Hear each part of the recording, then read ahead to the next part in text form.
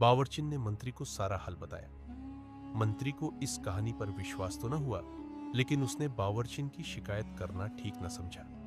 उसने मछलियों के खराब होने का कोई बहाना बादशाह को कह दिया और मछुआरे को बुलाकर कहा कि वैसी ही 4 मछलियां और ले आओ।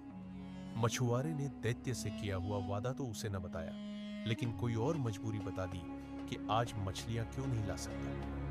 दूसरे दिन मछुआरा फिर उस तालाब पर गया और उसी प्रकार की 4 रंगों वाली मछलियां उसके जाल में फंसी। मछलियां लेकर वह मंत्री के पास पहुंचा।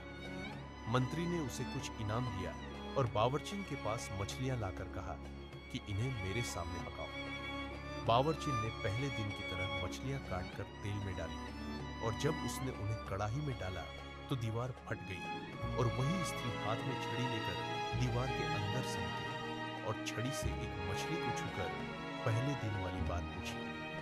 उन चारों मछलियों ने जुड़कर सिर उठाकर वही उत्तर दिया। स्त्री ने फिर कड़ाही उलट दी और स्वयं दीवार में समा गई और दीवार फिर जुड़कर पहले जैसी हो गई।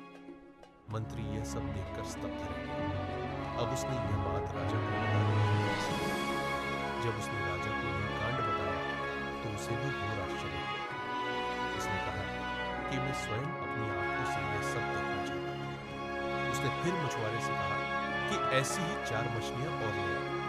मछुआरा बोला, अब मैं 3 दिन से पहले मछलियां लाने में असमर्थ हूं। चूंकि सारी घटना अद्भुत थी, इसलिए राजा ने मछुआरे पर कुछ जोर नहीं डाला। 3 दिन बाद उसने फिर वैसी ही 4 मछलियां लाकर राजा को दी। राजा ने खुश होकर उसे 400 अशर्फ